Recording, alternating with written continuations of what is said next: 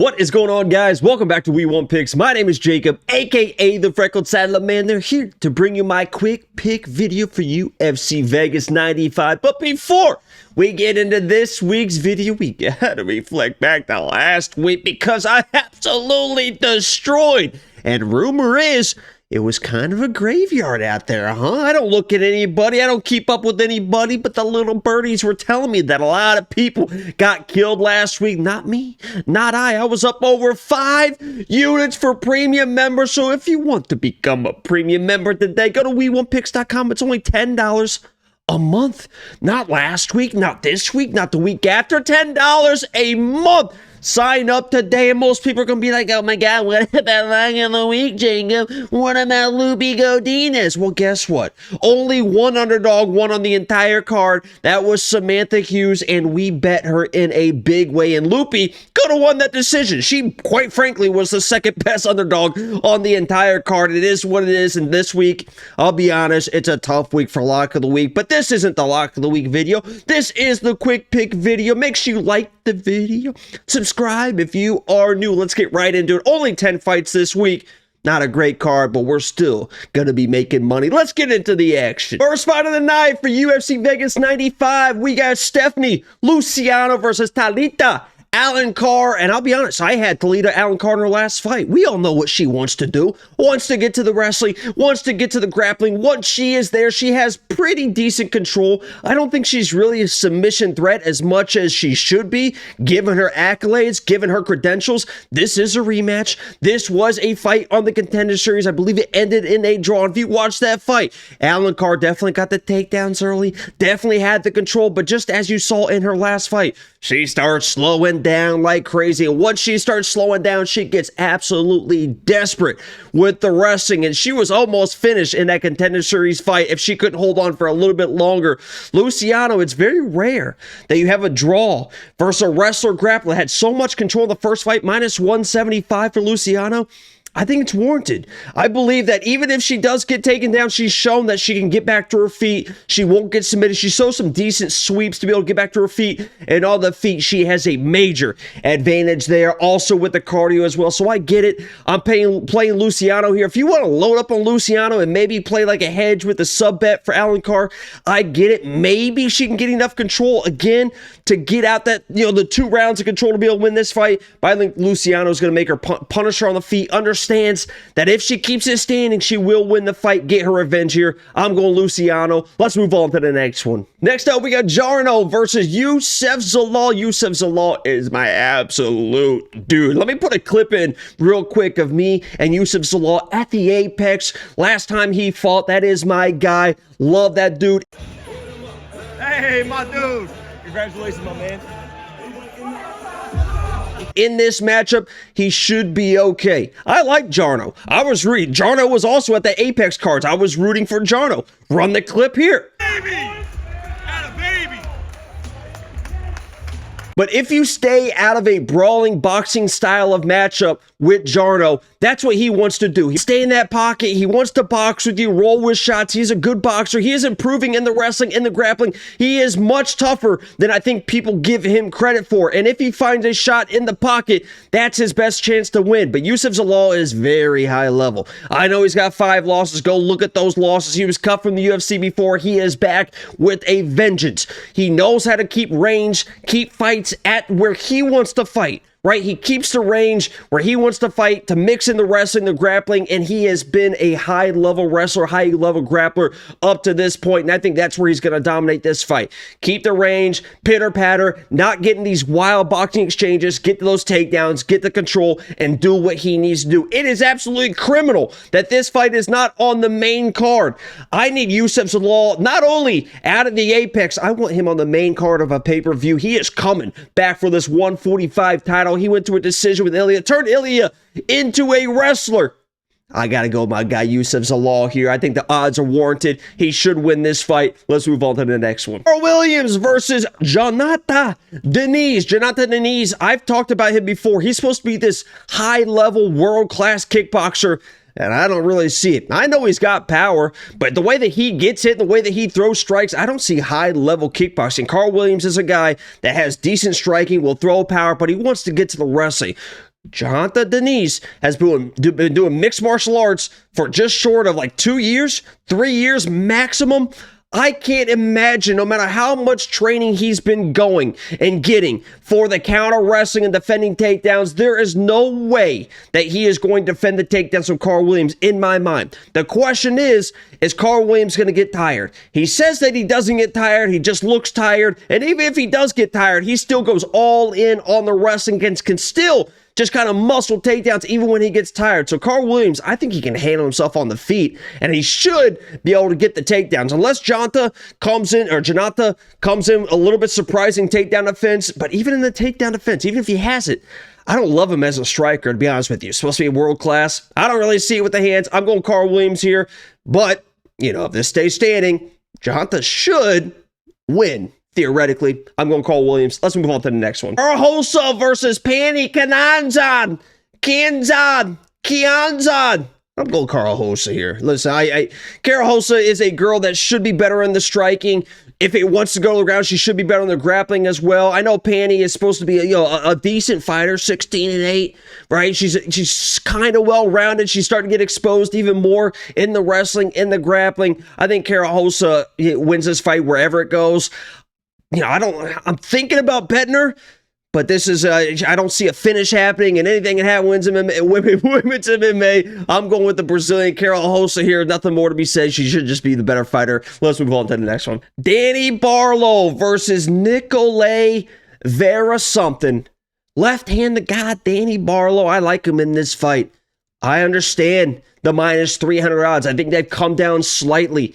What I like about this fight is Nikolay is a guy that's a little bit stiff. He wants to be in the pocket and throw boxing exchanges, and Danny Barlow, again, doesn't really fight that style. He's kind of a little bit longer, will pump out that jab, and when that left hand comes, whoo, that left hand is coming in a big way. I just think that Nikolay is a guy that's just going to be a little bit too stiff in there. He's going to be live. Anytime you got these bigger guys, 170 and above, everyone's going to be live for a knockout, and he can throw some shit. But Danny Barlow should be able to handle this. He should be able to keep the range where he wants it. And if this guy tries to blitz in, that left hand will be there. Danny Barlow is a sniper. I like him in this fight. I understand the odds. They're justified, in my opinion. I'm going Danny Barlow.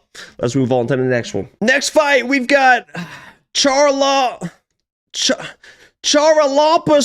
Grigoriou versus Kazama. Kazama coming off back-to-back KO losses, but I'll be honest, even in those losses, this guy is tougher than people give him credit for. If this fight extends, I'm not going to be crazy surprised, but I'll be honest, I'm playing the under 1.5, and I'm going to play some inside the distance in a way for Grigoriou. Grigoriou is a Ray Longo guy. He showed that, he is a wild dude. We'll throw some wild, savage-type hands. Better known, honestly, probably for the wrestling and the grappling, but he will throw some shit. He has fast hands, gets probably a little bit too aggressive with spinning stuff and flying stuff. He wants to be that highlight guy. He can't do that and getting taken down for Kazama. That's what Kazama wants to do. He wants to get takedowns and control. You can't let this guy take you down early and get some momentum, build that confidence. Grigoriou, in his last fight, got the leg beat up, was trying to work through it. Obviously couldn't work through it. When you only have one working leg, it's very, very hard. He still didn't give up. He was trying to work through those situations. I like Grigoriou in this matchup. The odds are starting to widen, and I get it. Kazama just is too hittable. Grigoriou has very, very fast hands. If he just, instead of looking for the flashy knockout, just let the knockout kind of find itself, I think that's going to be the path to victory. And even if he gets in trouble, he should be able to counter wrestle and wrestle himself. The Ray Longo, Matt Favola, Aljo, all those guys. That's who he trains with. So I like Grigoriou here. Shouldn't have any issues. I think the 1.5 could be an interesting line, whether it's over, whether it's under. I think it's going to be right on that dot. Could be a fast finish, but I'm on Grigoriou here. Let's move on to the next one. Allan Nascimento versus Jafel Filho. This might be the only dog I'm picking on this card. Let's pay attention to this one.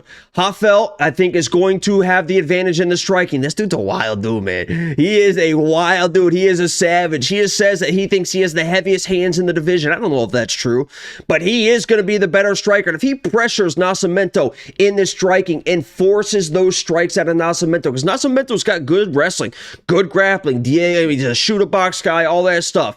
I think the grappling of these two kind of fight cancels out. And if you take the pressure to Nascimento, he is going to have a tough time shooting. Like if you're just standing there with Nascimento, he's going to level change. He's going to try to get your back, all that stuff. But if you're pressuring him, he's not the type of wrestler that can shoot off his back foot. And if he tries to shoot off his back foot, I think Filho can win those type of scrambles. So I think it's going to be Filho with the pressure and the striking, the better striking. And if it gets into a scramble situation, I think it's 50-50 and whoever ends up on top. I don't think Nascimento is going to have the wrestling advantage that he has against other people who are just kind of waiting for the takedowns. This dude Filho's going to be in his face. I guarantee that. I'm going to take the underdog here and Jafel Filho to get it done.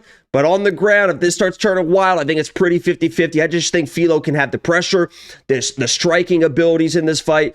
Let's move on to the next one. Ana Santos versus Chelsea Chandler. Fucking, you know, I'm going Chelsea Chandler. She's the underdog. She should be the more aggressive fighter, have the bigger moments. Ana Santos is what it is at this point, you know, well-rounded. It looks like she's kind of getting better, right? I actually thought that she was kind of older in her career. I think she's only 32 years old, but Chelsea Chandler, in my opinion, might be able to mix in a takedown or two. Is going to be the more aggressive fighter in this fight. I'm a little bit surprised that she's an underdog, but it is what it is. I'm not going to spend a time. I mean, come on, guys. I mean, this card in general, I mean, we're almost to the main event already. What's this video been? Like 10 minutes, something like that? I'm going Chelsea Chandler here just because of the aggression. Typically, in a female fight, especially with judges, aggression is going to win the scorecards. I'm going Chelsea Chandler. I don't love it. Let's move on to the next one. Next up, we have what could turn into the co-main event, because if you guys did not know, the Javid Basharat Chris Gutierrez fight was canceled. This could be the new co-main event. We got my guy, Cheppy, against Damon Jackson. If you guys don't know my history with Cheppy, he is a two-time Lock of the Week winner. I absolutely love Cheppy, and I like him in this fight, right? What I do worry about a little bit is Cheppy will get, I don't want to say too over-aggressive, but he will let himself kind of fall into these wrestling, grappling exchanges that he typically wins. But against Damon Jackson, what I don't want to have happen is this. Damon Jackson is able to find some type of control in the first or second round, because Damon Jackson will slow down.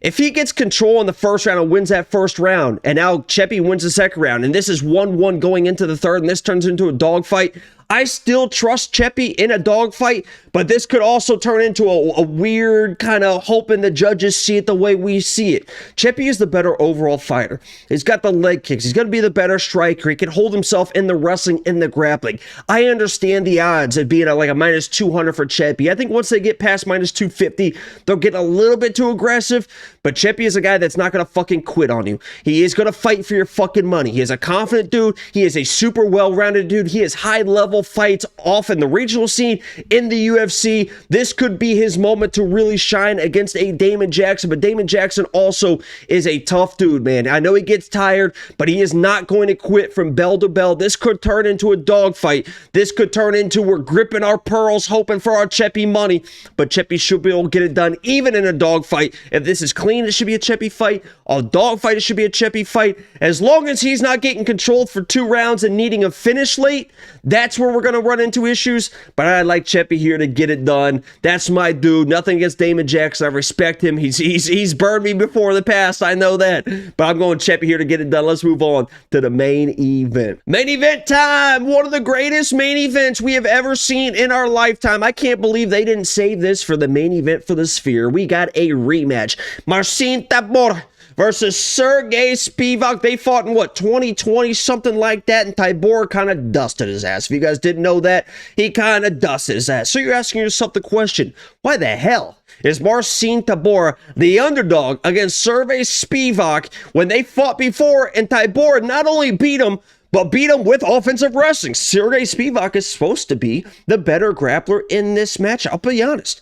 I think he is the better wrestler in this match. I mean, that's why the odds are the way they are. If you watch that first fight, which I don't take a lot of credence in a fight that was 4 years ago, you can find something about those type of fights, but I'm not putting a lot of weight in it. It's kind of a, what have you done for me lately? But if you watch that fight, The reason that Spivak was kind of on his back a few times was he was trying these kind of lazy, nonsensical throws against Tybura, basically taking himself down. Tybura ending up on top. I think Tybura only got like one takedown that was a real takedown of his own, and that was a little bit later in the fight. I say all that to say this.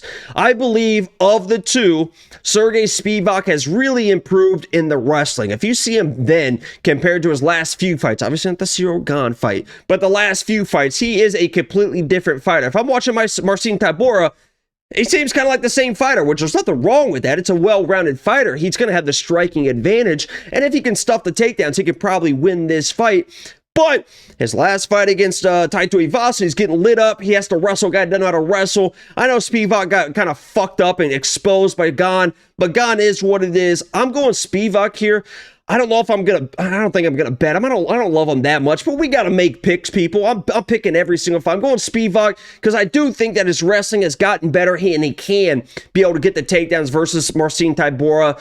But this could turn into a weird fight, a sloppy fight. This is a main event of an Apex card, and we know how those go sometimes. But this has been a quick and easy quick pick video from me. As always, make sure you like the video, subscribe if you are new. My name is Jacob, aka the Freckle Salamander. I'm out. Peace.